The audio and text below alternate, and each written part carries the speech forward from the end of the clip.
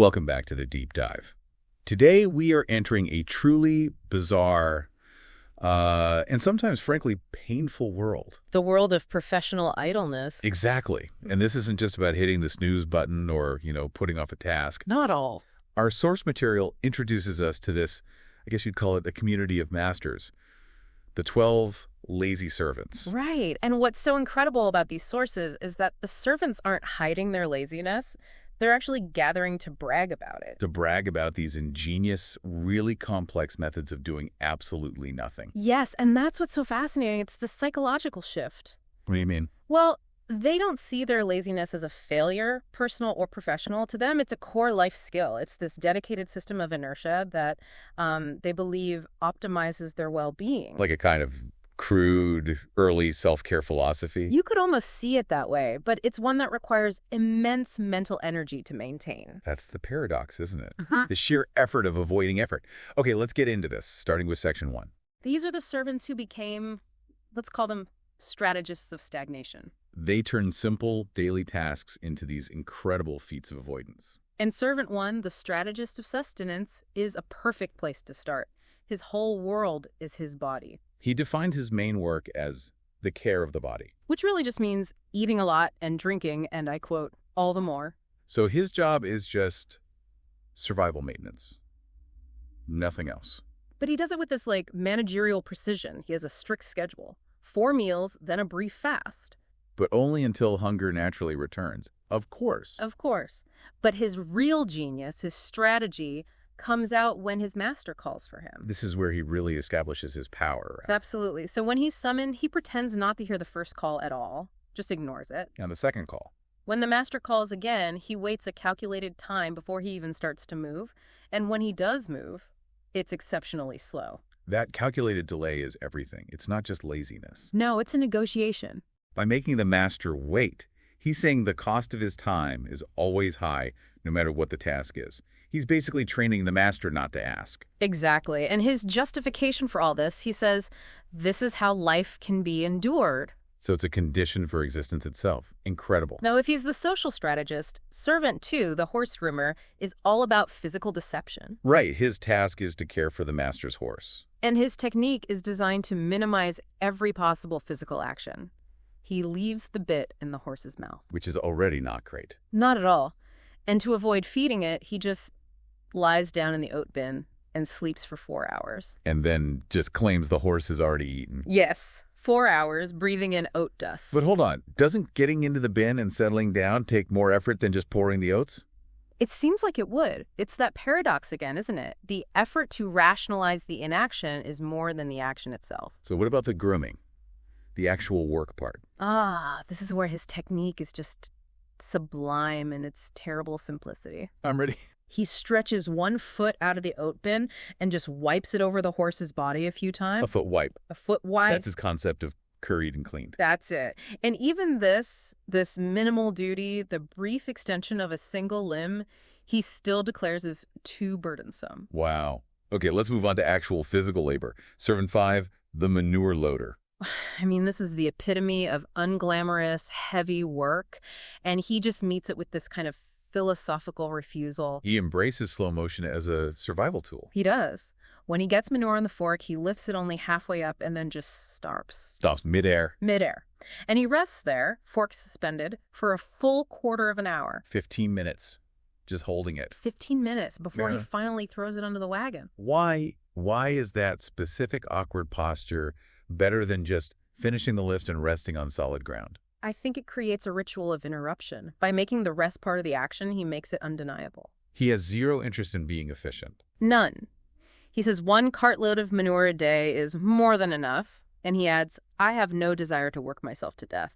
It's an explicit refusal of the whole idea of maximum output. Which brings us to servant 6, the mathematician of rest, who approaches laziness almost scientifically. Right. This is the one who sees movement as the ultimate enemy. He boasts about sleeping for 3 weeks without taking his clothes off. He doesn't see the point in shoe buckles because, well, the shoes can just fall off. His genius, though, is on the stairs. Yes. He slowly pulls 1 foot onto the first step, and he stops.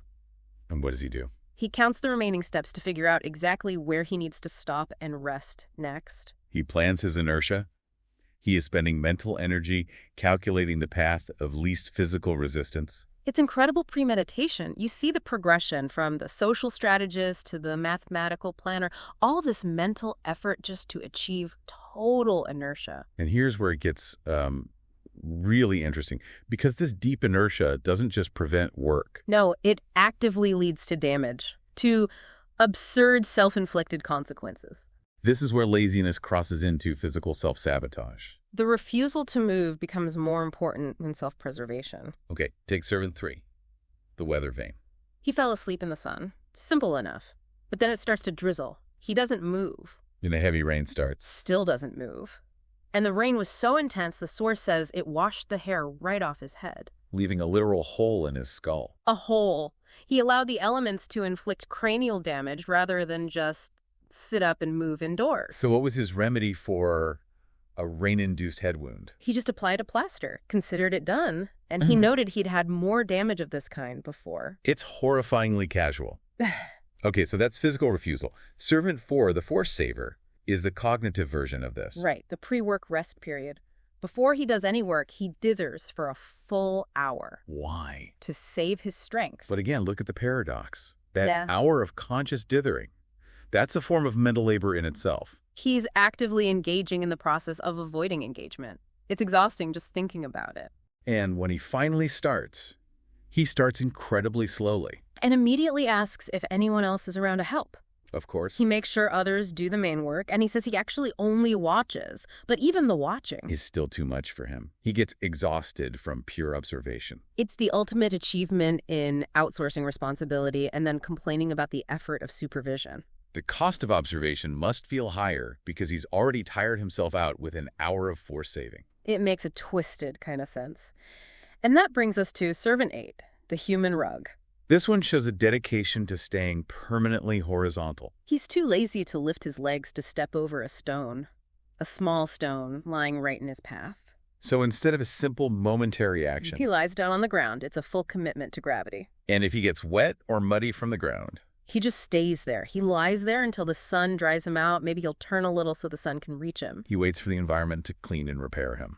Rather than exert the tiny effort needed to stand up. That is a profound reliance on nature. But Servant 10, the maimed, brings us the most tragic outcome of all this. It's genuinely painful. He was lying on a carriage path, his legs stretched out. And he didn't hear the danger coming because of mosquitoes. A secondary effect of his idleness. Mosquitoes were buzzing in his ears, crawling into his nose and mouth. And he was too lazy to chase them away. Which means his sensory perception was completely overwhelmed. And this sensory failure led directly to a catastrophic injury. A wagon came along. It ran right over his legs, broke them, caused severe swelling, and he admitted he could have pulled his legs back. But he didn't hear it coming because he couldn't be bothered to swat a few insects. Exactly. The avoidance of that one tiny action swatting a mosquito cost him 2 broken legs. The risk calculation is completely inverted. It makes you wonder, do they perceive the effort of moving as a pain greater than the pain of a literal injury? In these cases, it certainly seems so, which drives us straight into our final category. Complete abandonment of duty and total helplessness. These are the servants who achieve total professional and physical failure.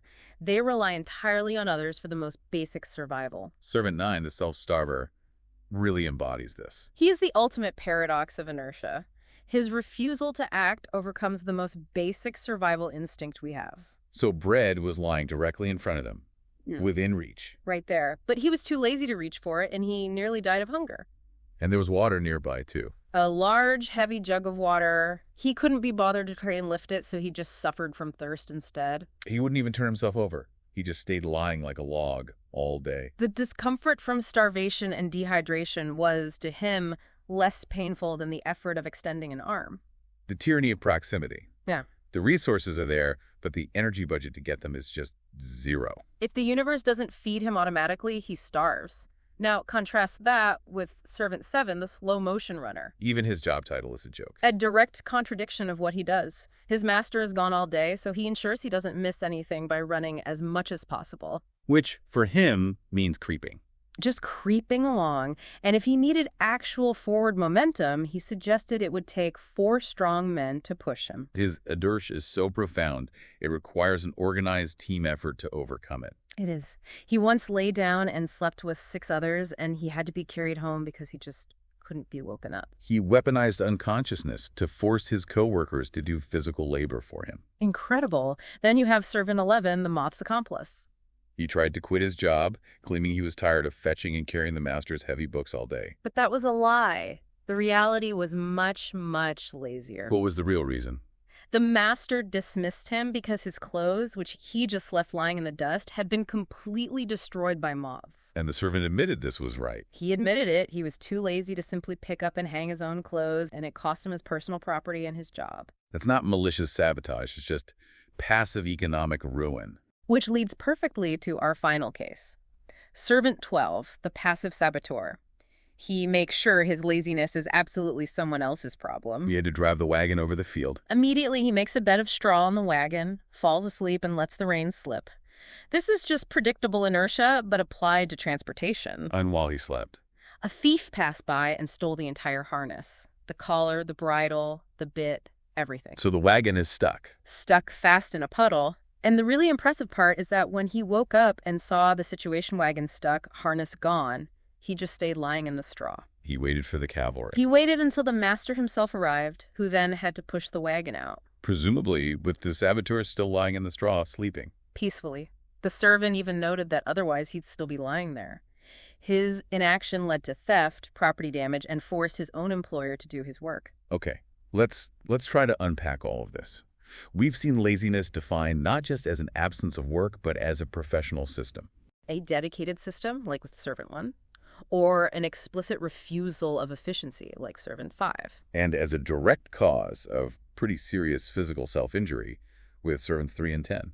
And if you connect this to the bigger picture, what these sources really show is that this kind of extreme idleness requires its own bizarre form of energy. The energy to compensate. Exactly. It takes significant cognitive effort to create these complex, airtight rationalizations, like Servant 4 saving his force, or Servant 6 counting the stairs. Or just the sheer willpower needed to endure immense, unnecessary discomfort, like Servant 9 starving or Servant 10 breaking his legs. They'd rather do that than perform a simple, momentary action. It's the effort of avoiding effort, just taken to its absolute destructive extreme.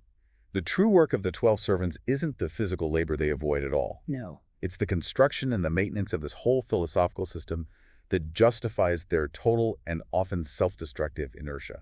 And that system, it forces you to reconsider the definition of hard work, doesn't it? Is it harder to break your legs than to move them? Is it harder to starve than to reach for bread? For the lazy servant, the answer is unequivocally yes. Yes. So what stands out to you? Is the ultimate goal of all this idleness just the eradication of all voluntary friction?